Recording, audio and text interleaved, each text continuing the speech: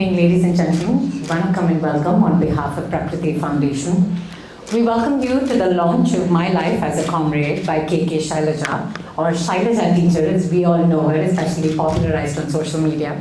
She's the former Health Minister of Kerala, also co-authored by Manju Sara Rajan, and I must say your profile was the first time a lot of us youngsters got inspired and enthusiastic about a figure currently handling challenges in India, so thank you for that. I loved that piece in Vogue India. That was amazing. This book was published by Juggernaut, so ladies and gentlemen, we have with us some incredibly accomplished women right here in the front row. We have an incredible chief guest who's been inspiring all of us right here in Tamil Nadu for the longest time. Welcome, ma'am, Ms. Kanimori. Thank you so very much for joining us. Can we please give these lovely ladies a huge round of applause? I love it. Once a teacher, always a teacher. The claps start right here and she's leading the way even when she's not on stage. So that's absolutely beautiful to see. So for most of us in Chennai, Prakriti Foundation has been very, very integral to the cultural scene. It's introduced a lot of us to some incredible acts when it comes to dance, music, theatre, talks by some people that have left marks on us that has changed us for the better. And it is my absolute privilege and a pleasure to call this man my friend, who's also one of the nicest people in the city. He's the founder and the trustee of Prakriti Foundation. Can we please give him a huge round of applause as we celebrate 25 years? Thank you for having me. Thank you so much, Sahitya, for your kindness. I'm just going to have a very short welcome and also do what would officially be known as a vote of thanks before, so that we don't have the formality later. I'd just like to say thank you very much to Kanimori ma'am for having taken the time from her, what I presume, busy schedule to come this evening and launch the book. Thank you also for having been a friend and support of the foundation and our poetry initiative, the Poetry with Prakriti. I remember very fondly from our first poetry festival how you were associated with us. I'd also like to thank translator, writer, and much loved retired Justice Prabhashi Devan, who's also a fellow spiritual seeker, if I may, on another journey, who always brings to any session a huge amount of her humanity and depth. So thank you so much, Prabha, for doing this. Thank you very much, Manju, for giving us these wonderful words of Shailaja teacher that are so wonderful. And thank you, Shailaja teacher, for coming. For us at the Prakriti Foundation in its 25th year, as Sahitya said, we've done so many events, but this is definitely a milestone one. And we are very honored and privileged that you could be with us yesterday in Bangalore and today over here to share your work and to let us know about your life. So with that, may I request you to please call everybody so that we can launch the book. Ranveer, if I can have you stay back so we can welcome our guests onto the dais. Ladies and gentlemen, can we please give a huge round of applause and join me in welcoming on stage KK Shailaja. Ma'am, we can have you on stage. She's a member of the Legislative Assembly of Kerala. Thank you so much for being here. Her efforts during the COVID pandemic were lauded worldwide and celebrated everywhere, and they were celebrated in part because of the excellent writing of Manju Sara Rajan. Can you please give her a huge round of applause? I think this partnership started with that Vogue India piece that inspired a lot of us. And I must say, your bio is a mile long. I will spend an hour and a half if I'm here. I'm going to try to sum it up in a line. She's a writer, editor, and arts manager, and presently the editor-in-chief of beautifulhomes.com. She was formerly the CEO of the Kochi Biennale Foundation. Is there anything that you don't do while looking so fabulous? Thank you for being here. Thank you so very much.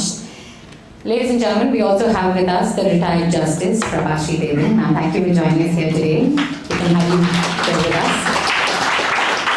Justice Prabhashi Devan served as a judge at the Madras High Court from 2000 to 2010, and post-retirement she was appointed as the chairman of the IPAB. Thank you once again for being here. And ladies and gentlemen, we're very, very privileged and more importantly thrilled to have here with us our esteemed chief guest, Ms. Kanimori Karnanidi. Thank you for joining us here today. The Deputy General Secretary, DMK. Thank you. Ma'am, you come here. And now may I please invite Ms. Kanimori to please unveil the book for the very first time right here in Chennai to this lovely and devoted audience. So that we can all... Yes. First.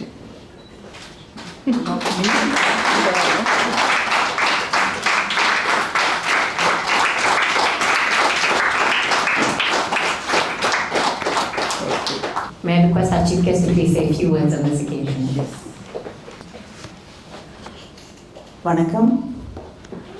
It's a great pleasure and privilege to be here to launch the book of Shailaja teacher, the rock star, as everybody calls her.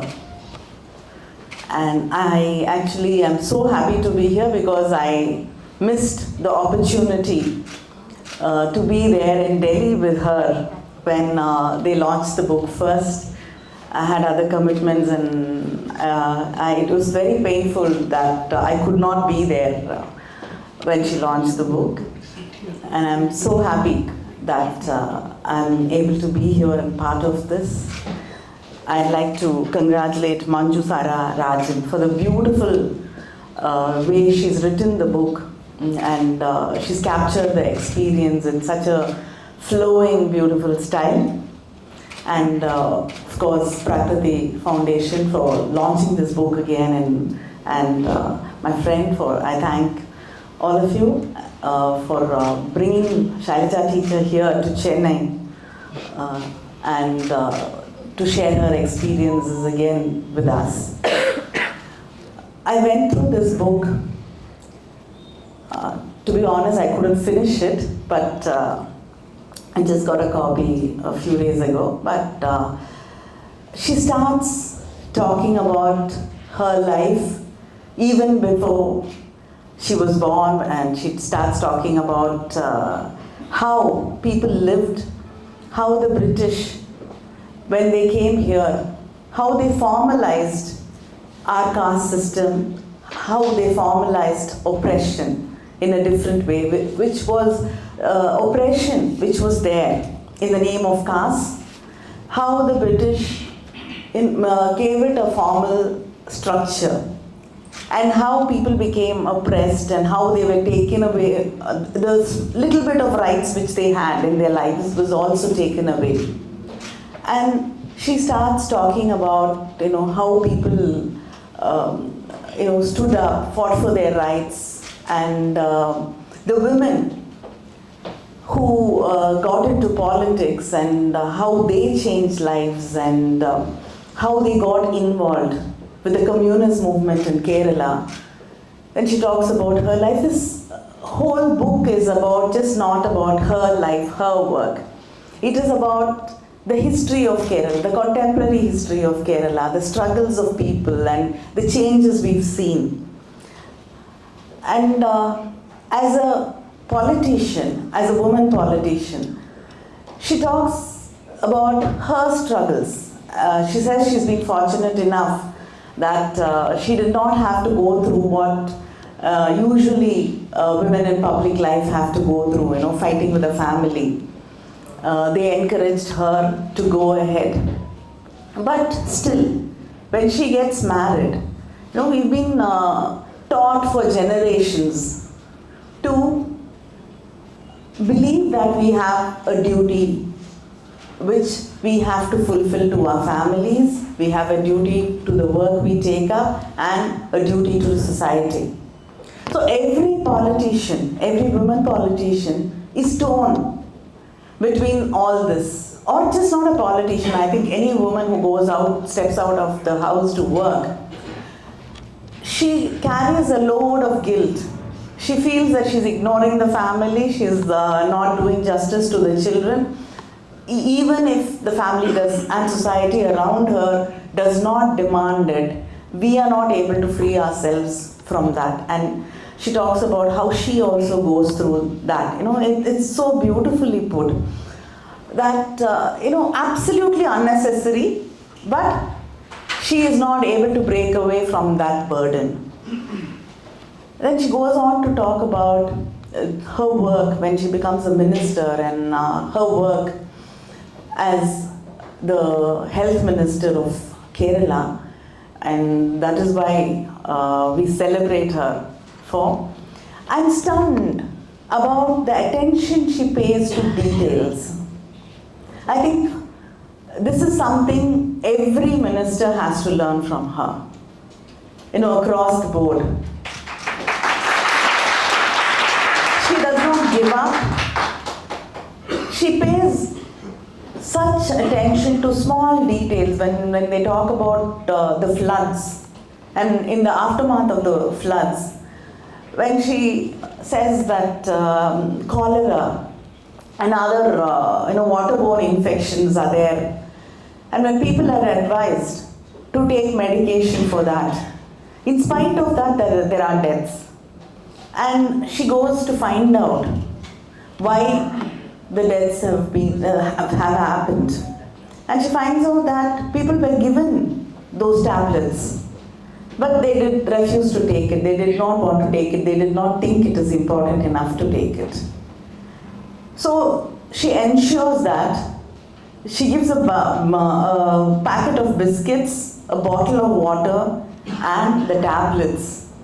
People are given all this, and they are supposed to go directly meet people and ensure that they take the tablets. This is something amazing, because you can, as a leader, coming out with schemes is very simple. But to ensure that it is implemented to the last mile and it reaches the last person, and to make sure the commitment, the care, the concern, and the love she has for people, that she ensured that, that people took the medication. That was amazing. And when you talk about PHCs, how she directly visits the PHCs, how she understands what are the problems, even the waiting room. She talks about how the waiting rooms in PHCs are, how emergency care in government hospitals are. In such detail and with such understanding. And when you read that, again I would like to say that we need more women in politics. Because today, we can count the number of women in politics representing the people. To the extent to which she goes to understand the problems and how she solves them, I think it takes the mind of a woman who is empathetic, who's got the warmth, the care, and the understanding of the suffering of the people. And she talks about how they solve the problems, and never does she say, I solved it. Every time it is a we.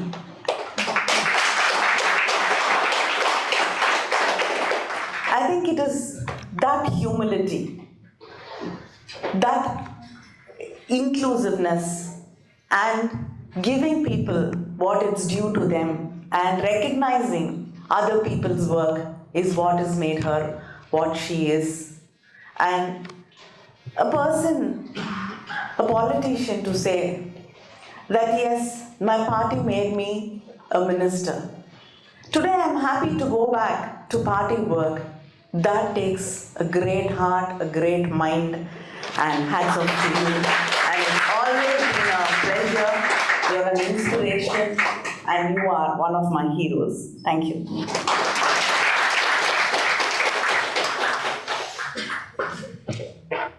Thank you once again. And if that doesn't inspire you to pick up the book, we have an amazing discussion here moderated by retired justice right here with both of the co-authors. But can I just get you started, which is that, Manju, your dedication to the book is what got me started, because it tells you a sneak peek of what to expect, wherein you say, to my family, those who remain and those that are lost, we learn in forming one another's company always. I have to tell you, just your dedication got an entire conversation started with my entire family, and that was beautiful. And you go on in the book and you describe about how Shailaja teaches Amamma, grandmother, was so influential in all the stories that she was telling, and India's oral tradition. I think that's something everyone here can relate to because we all grew up with our parties telling us stories. I think that was our first introduction to the world. That was my introduction to both the politics in the state, what was happening in the country, epics, history, all of it.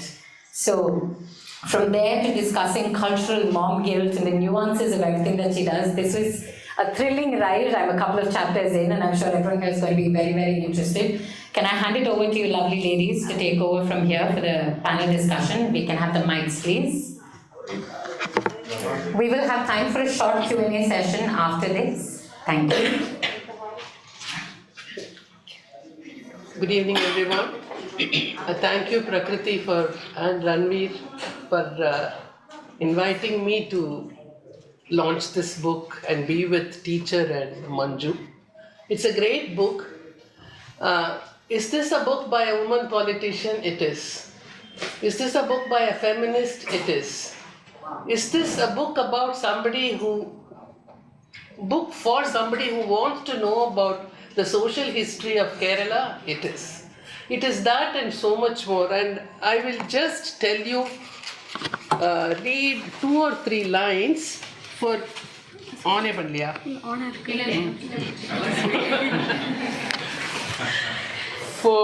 for you to understand how she's so clear-eyed about everything.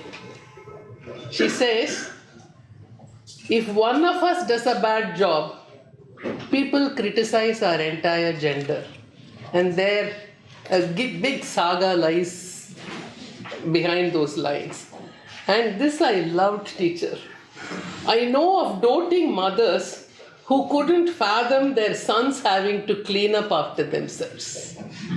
This is when the mothers were told that the patients had to clean their clothes, everything. But sons can't do it, right? So the mothers cleaned up and spread the infection. Anyway, now we'll start the discussion. It is wonderful to see how both of you have come together to write this wonderful book.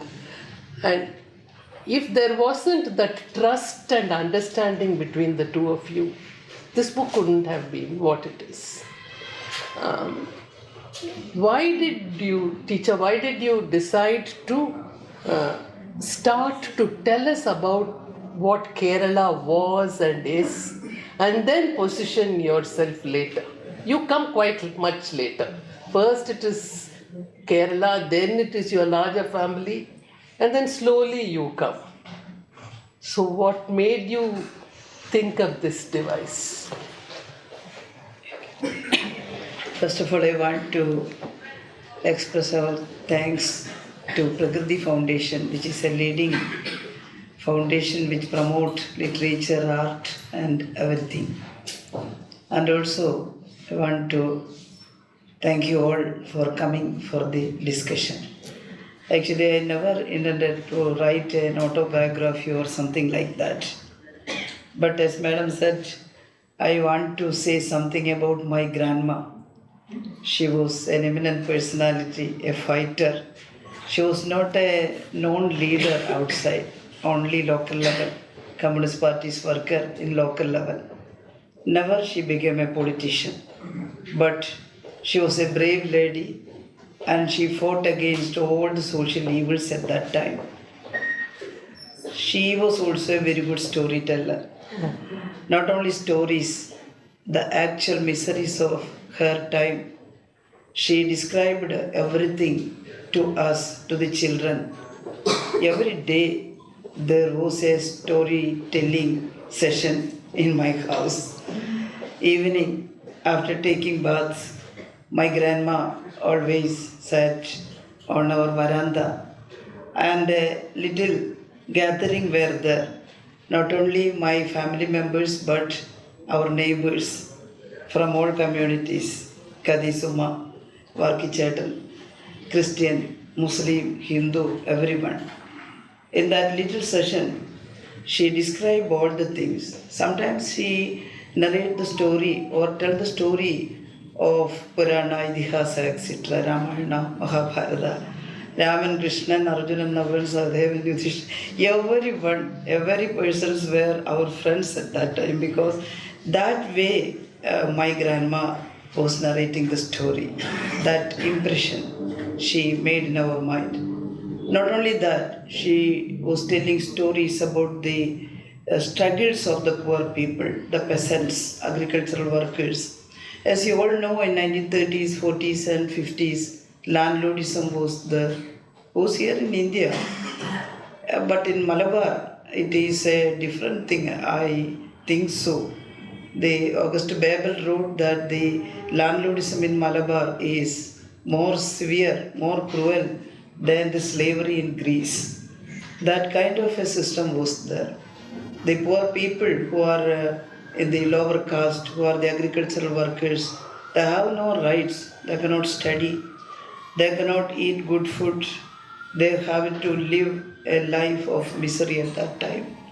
Moreover, the British rule also acted very cruel to the poor people. When the Britishers came, the landlordism became more cruel. The Malabar Settlement Act, etc., gave more power to the landlords, and they tried to exploit the poor people in all way. They are not getting anything to eat, the poor people, and starvation was there. And my grandma was telling the story of these poor people in her days. And untouchability, that is the most cruel phase of the landlordism, the caste difference, caste discrimination. And she fought against untouchability also. We belongs to the caste OBC, you know, Tia. That was in the lower level of Varna at that time. There are people who were not included in the Varna system itself. Chadurvarna, the Paraya, Pulaya, that castes were not considered as human beings. Wherever the landlord people saw that poor people, great atrocities they have to suffer from them. And Amma's nearest friend Karata belongs to this downtrodden caste, you know, outside the Varna system, poor fellows. And Amma was very favored to this communist ideology, because in 1930s we were all fighting. They were all fighting against British rule under the leadership of Mahatma Gandhi in the National Congress. My granduncles also joined Congress and fought against British at that time. Slowly they were accepting the socialist ideology. They came to know about Karl Marx and his ideology, the scientific socialism, etc. They got some study classes and they were very fond of it, because they want to get equality, egalitarian society, nothing more. And they joined us Congress Socialist Party and Communist Party, and they started their fighting, organizing the peasants, organizing agricultural workers, and organizing women. Women's condition was very pathetic, very, we can say, what kind of atrocities women have to suffer at that time. There was a custom that if a agricultural or peasant woman get married, she has to go to the landlord's house. Only after that, she was allowed to go with her husband. And the virginity breaking, that is the landlord's right, they are saying so. And they fought against that, the women. And my granduncles grandma joined this party and organized women also, Mahila Sangh. Then they were shouting, we will not allow this thing. We are also human beings. We have dignity. We are starving, but we cannot suffer this kind of atrocities. They studied it, or they started shouting against the landlords. But they had undergone great kinds of cruelty from landlords. Grandma was explaining all these stories in the evening. And slowly, I am also becoming a socialist and a communist. And we were party workers, our family was like that. And that way I also came to politics. And when after my ministryship, Jagannath publication, I want to express my thank to Chiki Sarkar. She called me and said, Madam, we want to write a book on you. We want your childhood things and also the experience as a minister. Actually, I want to write about my grandma and the stories and how our society developed gradually to a well-being society. And I thought that I can explain all these things in my book. But when we started, I am giving my whole thanks to Manju, because when I narrate as grandma, I am also telling the stories to her, you know. To writing, I take lots of time and it is not good for me. And I explained all the things to Manju. Manju was instead to write this book, and she grasped well that thing. And she became familiar to this. She is not a communist. She is not a party worker. I felt that how she accepted my explanation and these things. But Manju grasped this, and she also lived with that period and with me and future with the minister she was living with. And that is why she explained it well, very good, in a very good language, and explained well. But we cannot we cannot write all the anecdotes and all the history in this book. It become too large. Actually, Chiki Sarkar wanted a 200-page book, but it became 300 page, more than 300. And we explored something from these narrations. And there are so many experiences interesting in the Malabar area, the life of the villagers and the customs and the living conditions and what they are eating and what is their festivals, etc. There are so many things to explain, but we cannot add in this book. At last it happened, a book from me. And even though I never intend to write this book, it is not an autobiography, it is a memoir.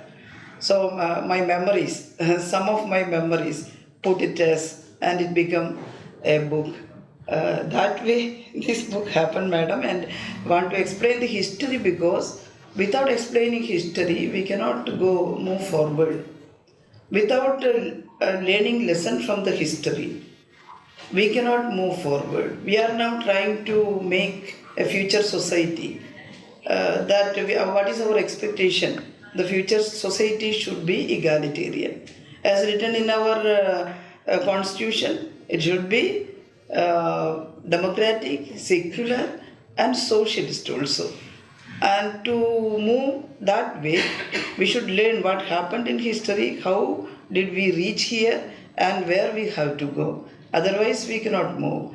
That is why I give the history in my book. Thank you.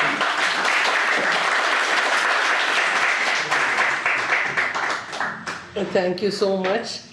In one sentence, she actually explains the various threads. She says, when there is a crisis, all the many elements that shape your life suddenly converge on every decision you make.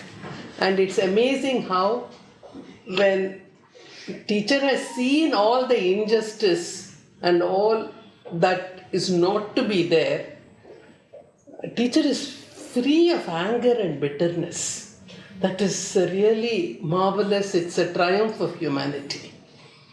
Now, because teacher mentions Manju's language, I want to ask this. When I was reading the book, often I felt I was reading Malayalam, though I don't know Malayalam. It's very good English, please, all of you. Excellent English, but somehow the Malayalam tone always comes through. I don't know how you managed it, Manju. And also, if you, after explaining, if you can please read a bit so that everyone gets a taste of what I'm commenting about. Okay, thank you so much. With a book like this, it's a bit of an odd construct of a book, because it's not an autobiography, as teacher said. It is, as I call it, a duet of one. So it's two people but finally the voice that comes out has to be a singular one. And my best efforts was really to subtract myself from the book as much as possible, because we were doing it in the first person, because we were doing it as her, it was really important that we follow her cadence of speaking and keep it very simple, and so that you can exactly that, imagine the teacher's telling her own story.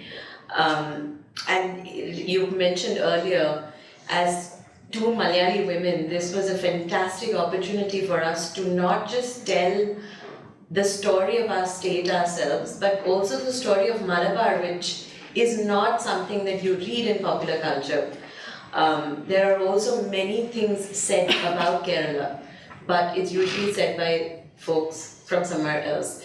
So this was an opportunity, and she's at a particular position to be able to experience it and go through it, and to be able to really give an honest narration. So that voice needed to be maintained, and I think you were right. I mean, in the sense that we have developed a friendship, and that's credit to teacher, that she's given a lot of trust in how this would turn out, because she went in blindly. Contrary to many reports, we did not know each other before. This was not it happened, came naturally out of stories and things that I had written about COVID at that time.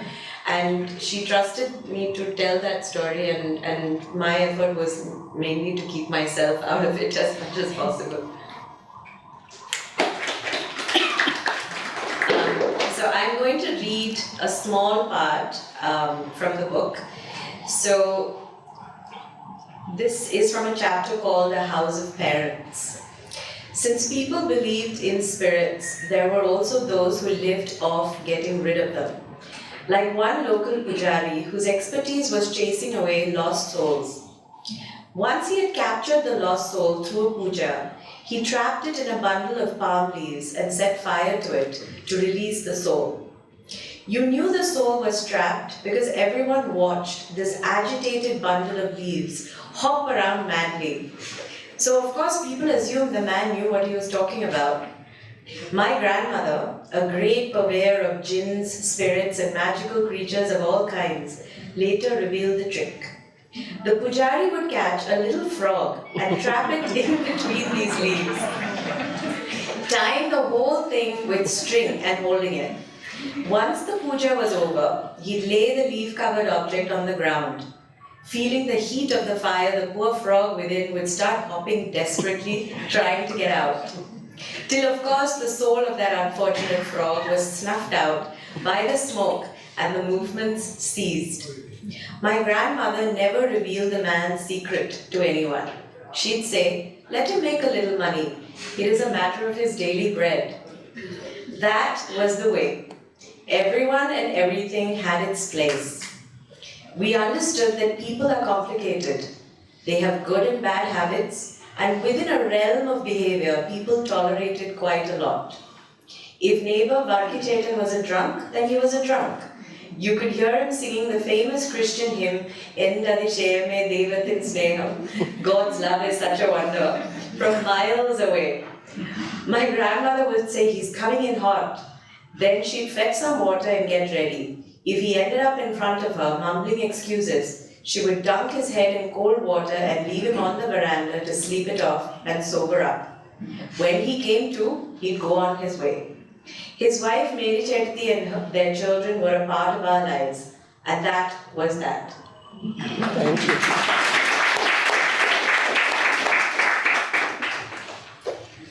I think you now got a feel of that Malayalam seeping through that English. It's really a formidable feat.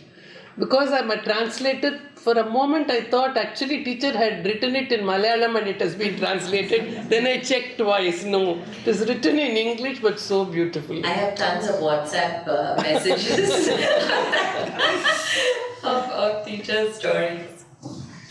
Then during my tenure as the chairman of the Intellectual Property Appellate Board, I saw how access to health is there are hurdles because of the price of medicine, of injections and everything. And you write here, vaccine socialism is essential if the world is to be protected. I want you to talk a little more about it, because we've gone through pandemics. We don't know if there should be a pandemic treaty. We are all floundering. Actually, the pandemic became a litmus test to the governance system throughout the world, I think so. And we suffered very much.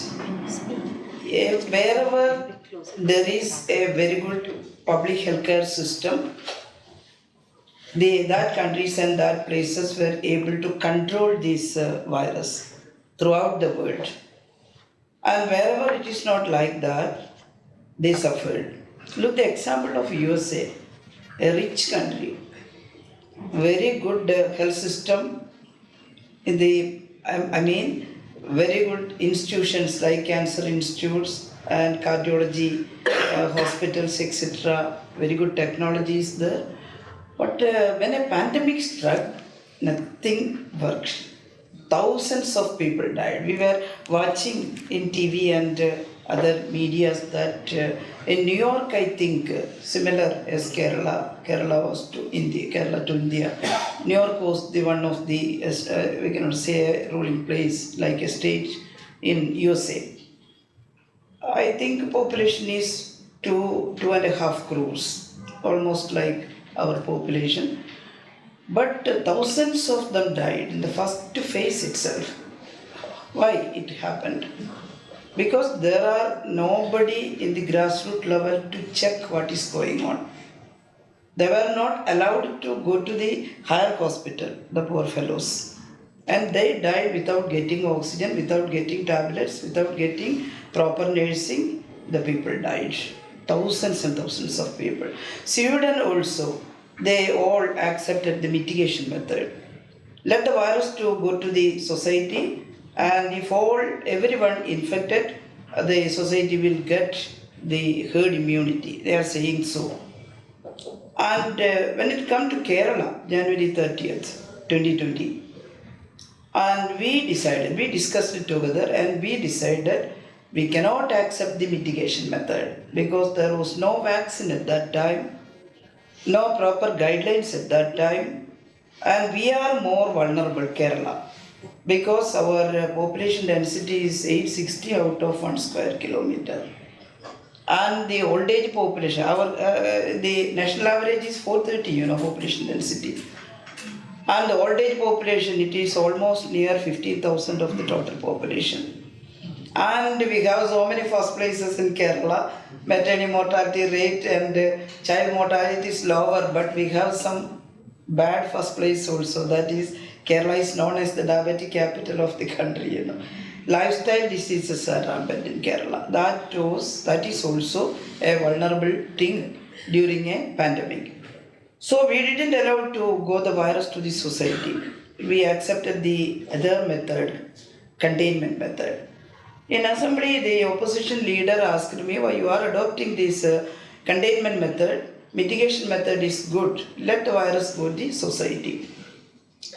I said, I cannot do this experiment because all who are comorbid should have to succumb to death if we allow that. The Sweden's Prime Minister, at last he said, no one follow us, no one imitate us, our method was wrong. He admitted at last, So we decided to contain the virus. We raised the slogan. The WHO slogan at that time was test, nothing else. But we raised another slogan that trace, quarantine, test, isolate and treat. Because the testing materials are very little at that time. We are not getting from the market RT-PCR kit and other thing. Central government is supplying, but it was not sufficient. If we start testing anybody and everybody, it will finish. And we cannot test the proper people. So we traced, quarantined, we wait for the development of symptoms, and if symptom develop, we tested that people. This systematic method helped us. I'm saying that the public health system, we should have to increase the strength of the public health system throughout the world. Our central government is giving only 2%, below 2% of GDP for health sector. That is not enough. That is a meager amount, Without increasing the amount for health sector, we cannot attain good health in India. But in Kerala, we have very good public health system in the grassroots level, primary health center. And we are now trying to improve that also, We are making them technologically modern and people friendly. We have a mission at that time called Ardhram Mission to develop these public health hospitals, But without improving the condition of the public health system, we cannot. When vaccine came, central government said you can buy from Serum Institute. Then I asked my secretary to order in bulk. We have to vaccinate 3.5 crores of people in Kerala. And we ordered for 1.5 crores of vaccine as first phase. At once central government said, no, you can't buy in bulk, only 15 lakhs or 20 lakhs. That amount, you should get that amount only. And we didn't get proper amount at that time, but we distributed in a scientific manner and again we struggled to get more vaccine. Anyway, we managed it. But at that time, some international agencies called me for some discussions. Progressive International. They called me for a discussion, online discussion, and the representatives of Cuba, Vietnam, and some African countries and some other countries were participating in that discussion. They are saying that the poor African countries are getting a very few amount of vaccine, When we vaccinated almost 80% population the first dose vaccine, the African countries have vaccinated only 2% of their population. They cannot buy. They are poor countries. They are not getting from these huge corporate producers the production that goes to corporate management, corporate entities. And we once asked that if you give the technology and your approval to product vaccine from Kerala, we have some labs here. We will produce vaccine. Not only us, but in Hyderabad and Tamil Nadu, we have very good labs, And these state governments also asked to give the technology and also your permission, central government's permission to produce vaccine. If it is so, we can give vaccine to all the people easily. And they are not giving. And all countries, the rich countries are buying vaccine in bulk and storing for the people. Poor countries are not getting. In that discussion, I made my point that vaccine socialism should be there. Vaccine should be distributed.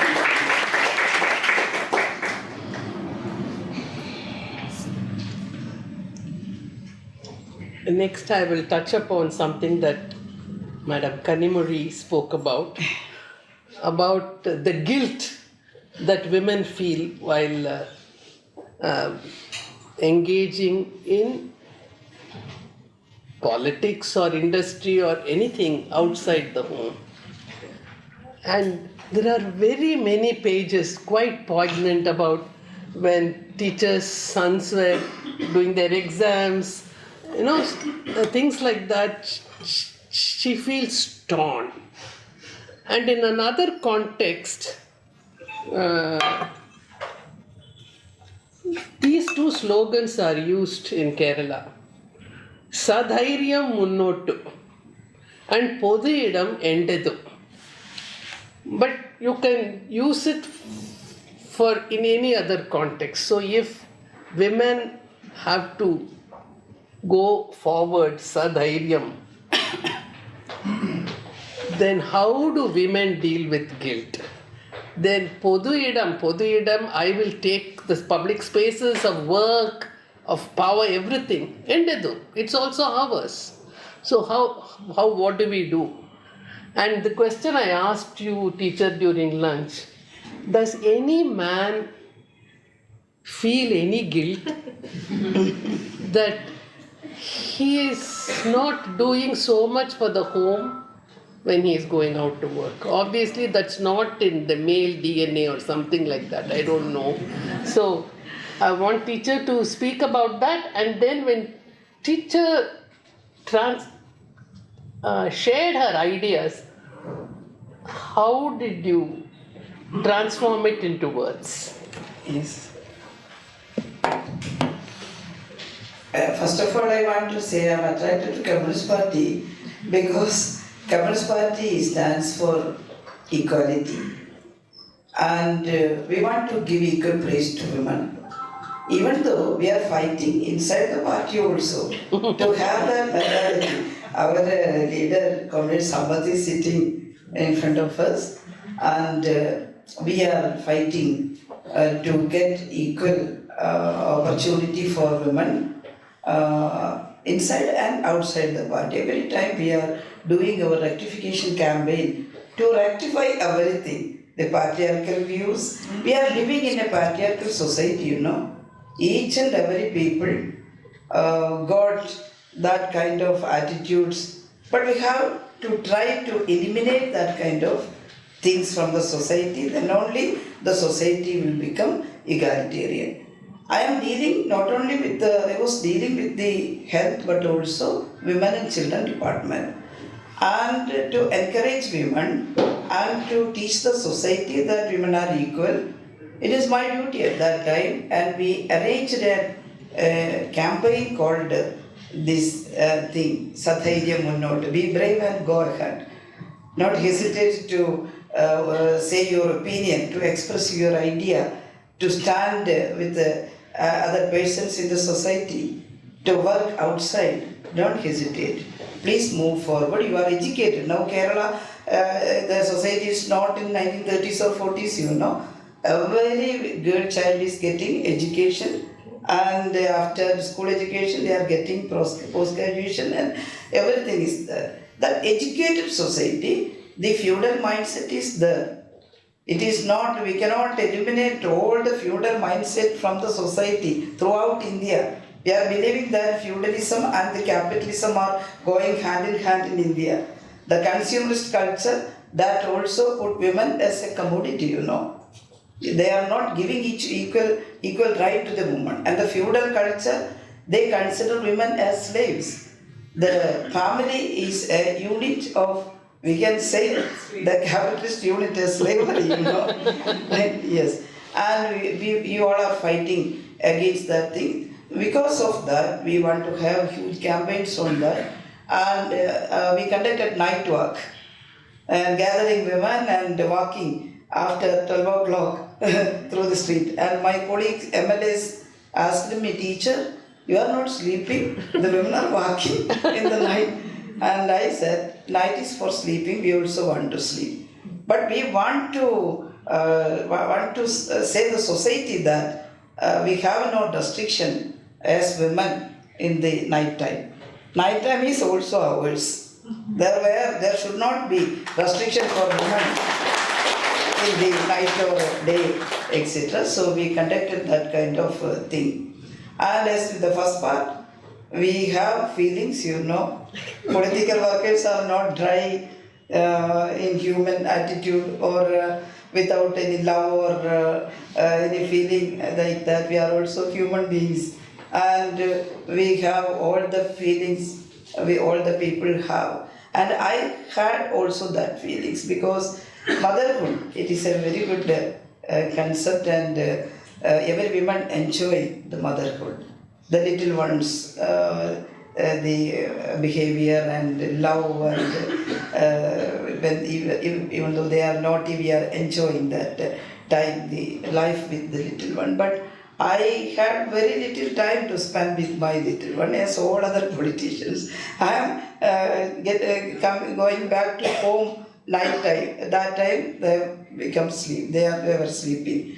And early morning, I have to walk outside. I cannot play with them. And that, I thought, a great loss for me. But without suffering that loss, no one can become a politician or a political worker or a social worker, you know.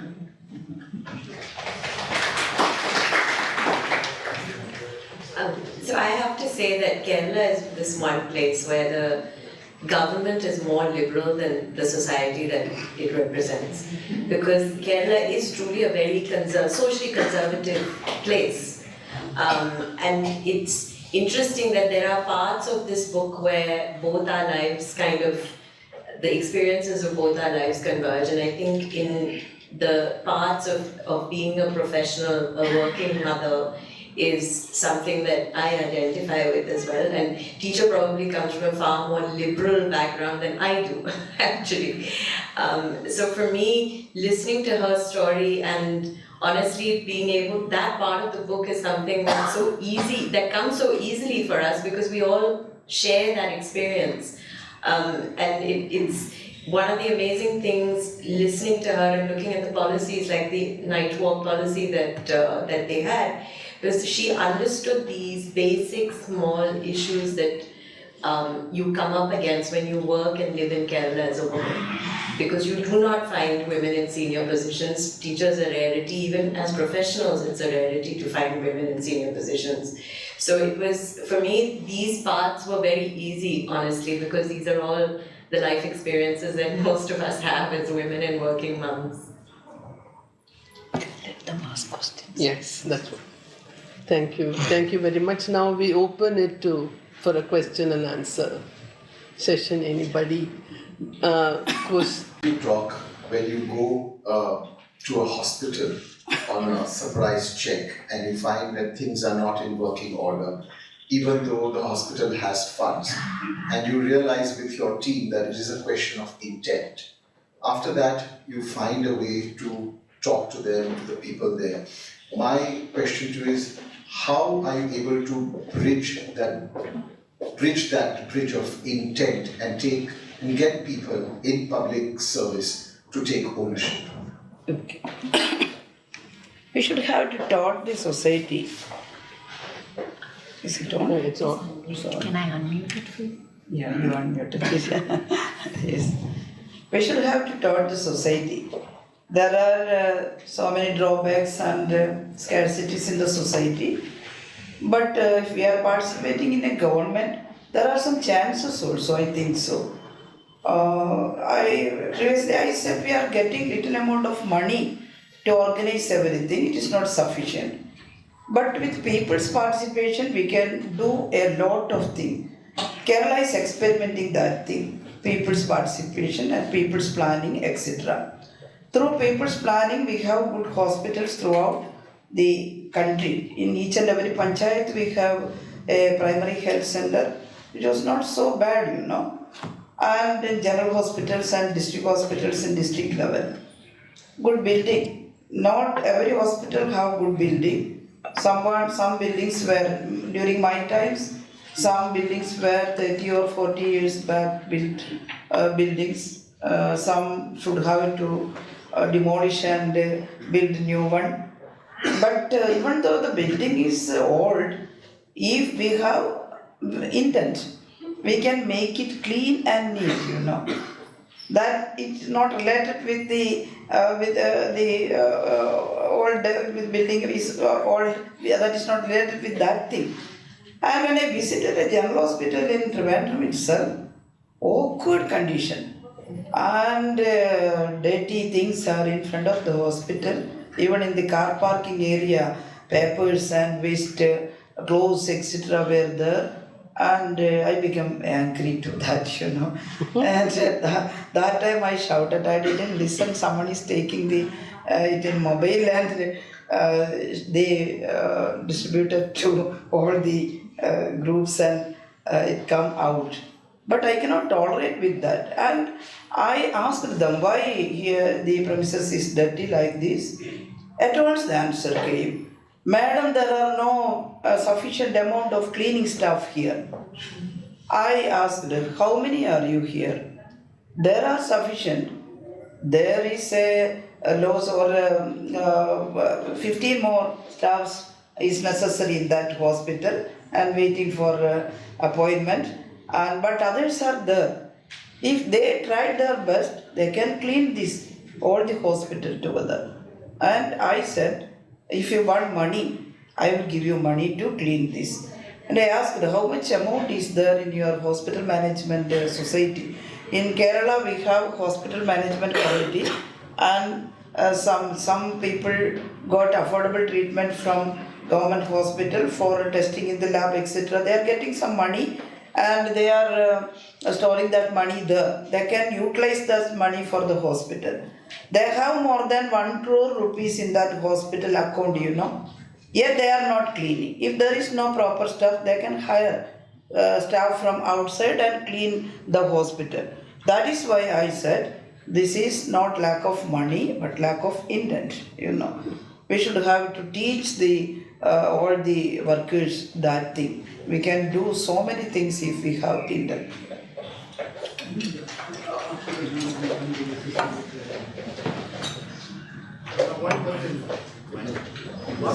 Sir, 1 second. If I can request you to step up so we can just have the audio on the mic, sir. Please come here, sir. Just step to the front. I just want to read out a line and then ask a question. I'll try to be very short as possible. Reading from the chapter, Reviving the Healthcare System. Comrade Shailaja has quoted, in an ideal, well-funded world, we would standardize all of them and bring them up to a similar quality at the same time. Comrade Shailaja, I would request you to further elaborate on the kind of revolutionary politics. Will you please repeat that? In an ideal, well-funded world, Page. page 156. Yes. In an ideal, well-funded world, we would standardize all of them and bring them up to a similar quality at the time. This line actually speaks of the revolutionary politics you are into. Please think about that change. Yes, it is too difficult to standardize to a very good quality level because scarcity of money. But in Kerala, we started a mission called Ardram. And in Kerala, as you all know, we are utilizing some money we borrowed through KIFBI, Kerala Infrastructure Investment Fund Board. The share we are getting from central government is not sufficient. We cannot do revolution with that money in our state, So we are buying some money, borrowing some money. That's not a little amount but huge amount. And I got in my department some money from KIFBI. Not a little amount, more than 4,000 crores of rupees. But with that money, we have to modernize our district hospital and medical colleges, etc.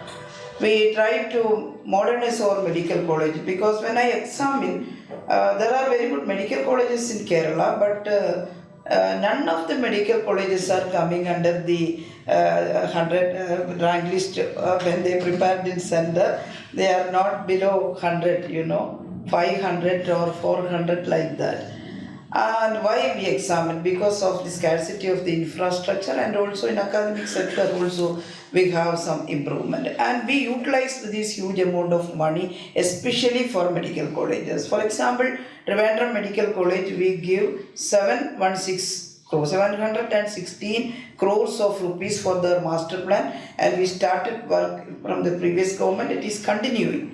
Now the Trivandrum Medical College come under the 100 below 100 rank 44th position, This year, 44th position. And we have so many hospitals in the primary level, primary health center. When I examine, we have primary health centers in every panchayat, but there is no standardization. Some of the PHC have 2 rooms building. Some are working in rented buildings. Some are very old buildings. Some are built by the Gram Panchayat, this newly built building.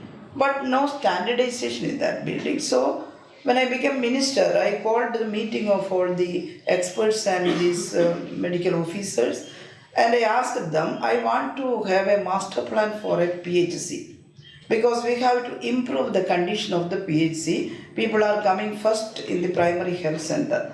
I want to give importance to prevention. rather than the speciality and other thing. That also a need, but prevention is the most important thing. And we have to improve these institutions, primary institutions. And I gave them 2 weeks. I wrote it in my book. And after 2 weeks, I went to SHSRC, our Health System Resource Center, and all gathered in front of me, and I asked them, where is the master plan?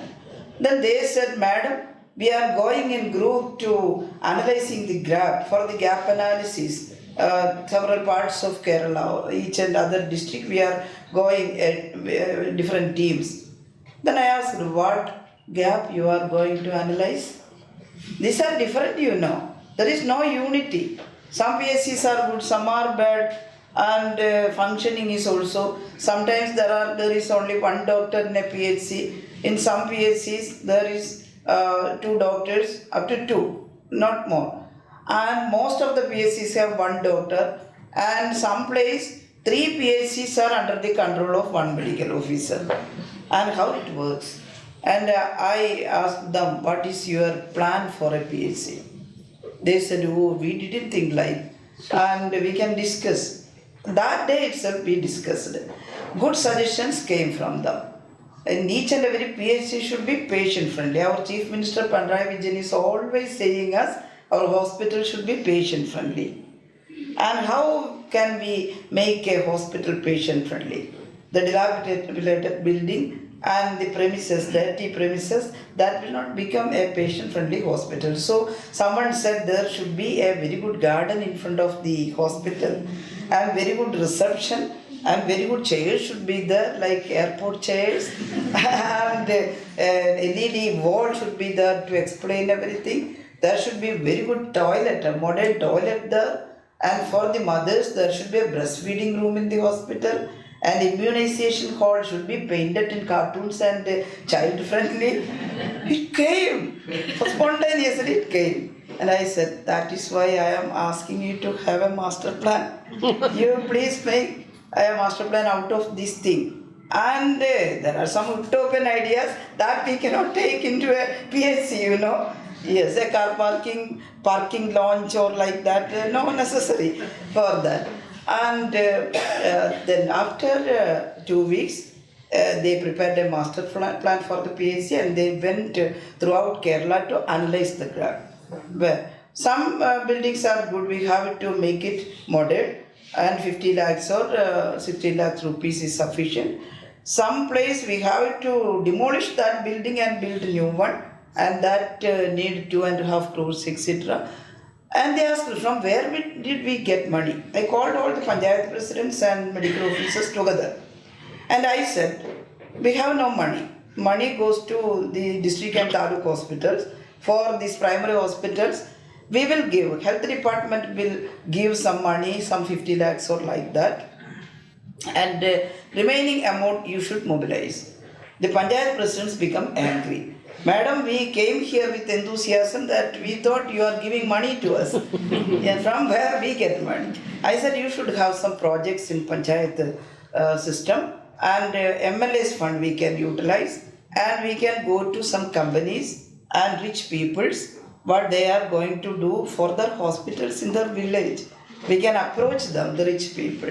That work out. Some businessmen build hospitals in their village. In Calicut, when I go to visit the family health center, we made it family health center then, a 3-storied building. I asked them, who asked you to build a 3-storied building for a PHC? Lift is also there, you know. Then they said, it is not your money. A business group for brothers. They were working in Coimbatore, you know. They said, in memory of my father, late father, our father, we are building a hospital for you. They built a hospital worth 2.5 crores there, you know. It is not throughout Kerala. We cannot think so. But it is happening. Your Apollo hospital here. They built a very good hospital in Calicut, like this. Apollo hospital in Kakkodi, a place called Kakkodi. Apollo Hospital built a very good hospital for us. And the VPS Healthcare, Dr. Shamshir Wailil in Malappuram districts, worth 6 crore. There are open gym and other facilities in front of the hospital. Very good thing. We are converting the hospitals like that. It is not completed. In my period, 400 hospitals converted to family health center like this, fantastic buildings, and it is continuing now. We have to convert 846 hospitals like this, That was an experiment and it succeeded. Madam, not from the book, but out of interest, what is the response of the corporate sector, particularly in the discharge of the corporate social responsibility to handling the pandemic situation? What is the response? What was the contribution? Yes, here corporate hospitals made a good amount of money using the pandemic situation. How was the corporate hospitals? Yes. What was the response? How they contributed to it? Yes, we are managing that thing. The same question was asked to me by Maharashtra Health Minister Rajesh Thope during COVID time.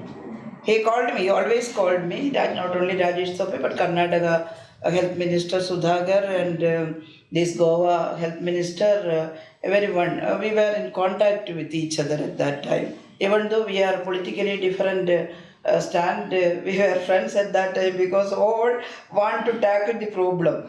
I said, I am tackling this problem because Kerala started these reforms just from 1957 onwards, during EMS period, That is why I am able to tackle this thing. We are doing as a people-friendly model. And Rajesh Thope asked me, Madam, what about these private hospitals? These private managements are not obeying us in Maharashtra. They are not admitting people properly. If they are admitting, they are taking huge amount of fees from the patients. And how you are controlling this management? I said, we are friendly to each other now because our chief minister called all the private managements during that COVID season. I also participated in that. We appealed them that this is a pandemic, the people are going to die, we have to save the lives of people. Ultimate aim is nothing but saving the lives, and we should have to join hand in hand. And we appealed them that the major medical college, private medical college should supply more than 200 isolation beds to, especially for COVID. You should find the place.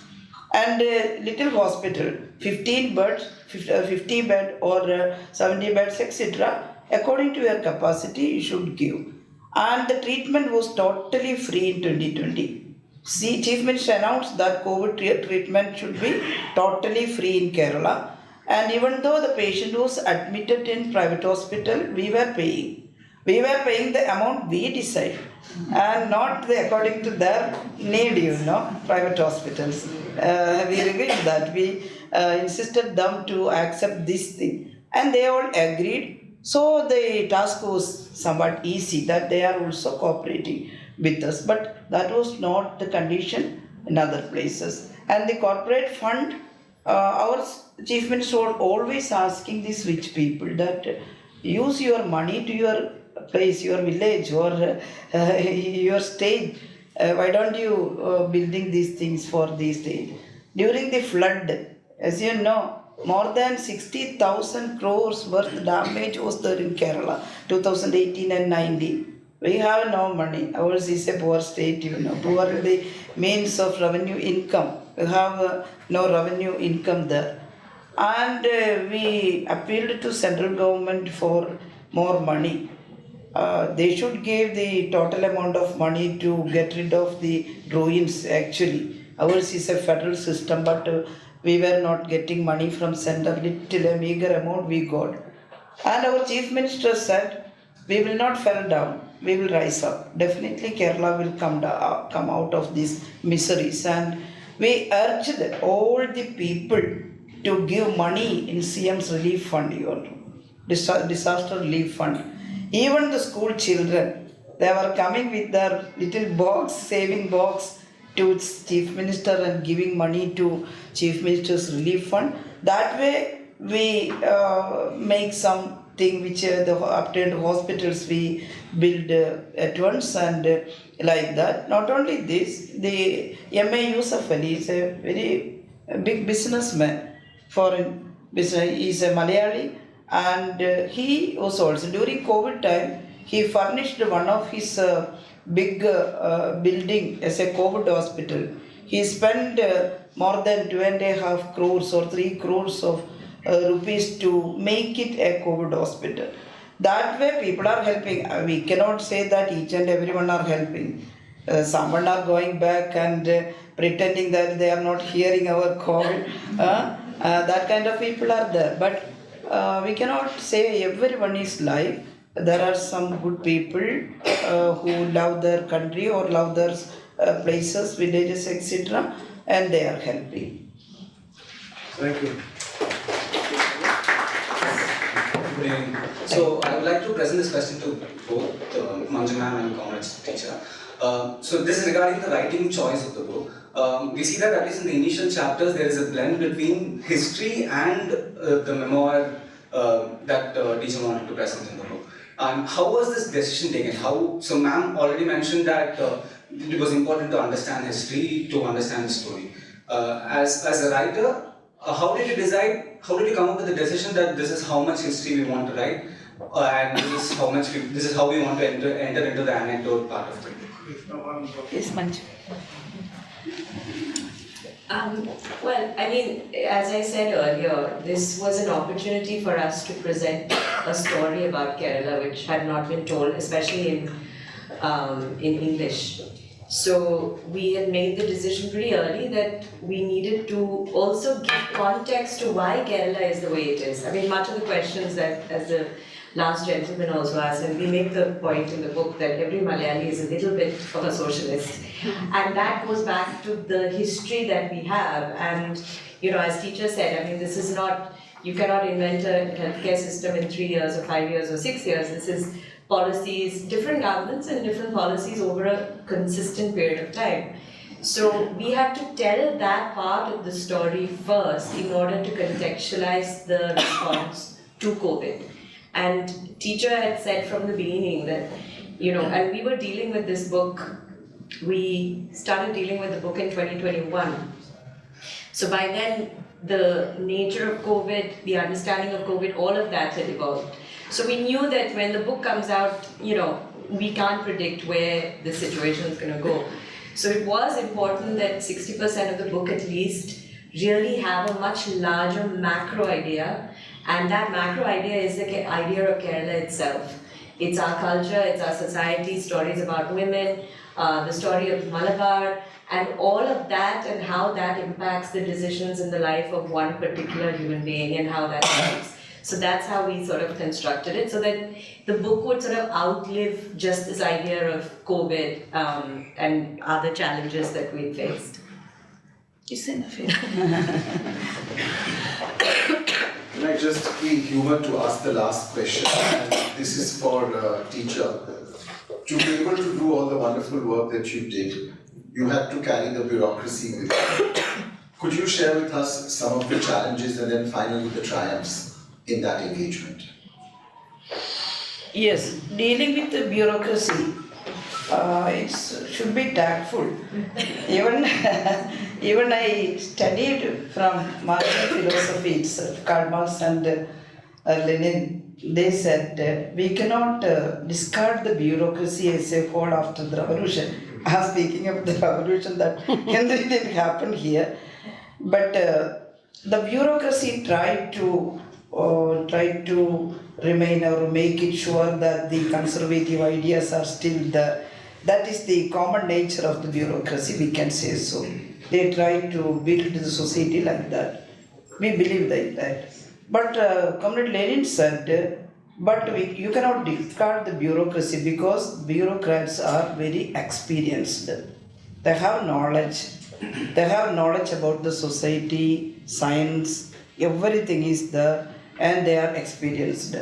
We have to utilize, it is our duty to utilize this bureaucracy for a good society building, That is the lesson I learned from my party.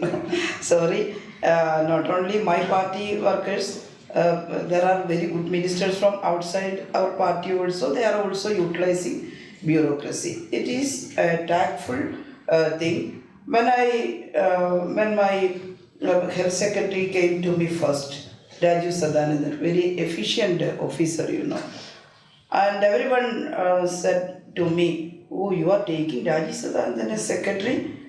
I asked, why not? "Oh, he's stubborn. He will not listen." And when he came to me first, I talked to him frankly. "You are a very good officer, I know about you. You have experience in health for more than 13 years. But there is a talk about you." "What, madam?" "People are saying you are stubborn." Yes, he laughed actually. I was putting it in that kind of tone, Yes, and he said, "Madam, I know something about health and you are a politician. The decision is yours, your policy. I am here to experiment with your policy or to implement your policy. And you say what you want to do in health sector, I will do for you that." I said, "I am not insisting you to do everything. You have the freedom to discuss, freedom to make some project. And if it is not against my policy, I will agree with you." And we were very good friends, Not only secretary, and sometimes I appreciate him in public. Always I said, "Oh, this is Rajiv Sadanandan's project. It went on well." Then he said, "No, madam, don't appreciate the IAS officer in public. We are faceless." "Why you are not? We are faceless. You are working for the country, working for the society just like us. And why you remain faceless?"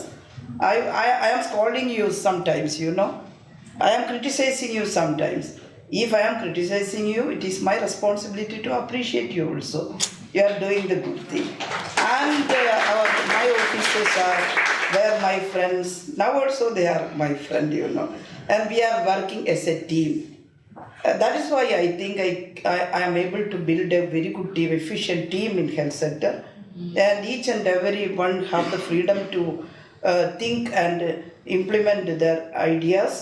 But ideology is mine, And the decision is our government's, not mine, our government's, So there was no difficulties with our interactions and interventions. They also enjoyed. When Raji Sadanandan get retirement, we arranged a party for him for farewell. In his speech, he said, "Minister gave me too much freedom to do." And I enjoyed this work. And ours was a very good team, a very good experience from this ministry and minister to me.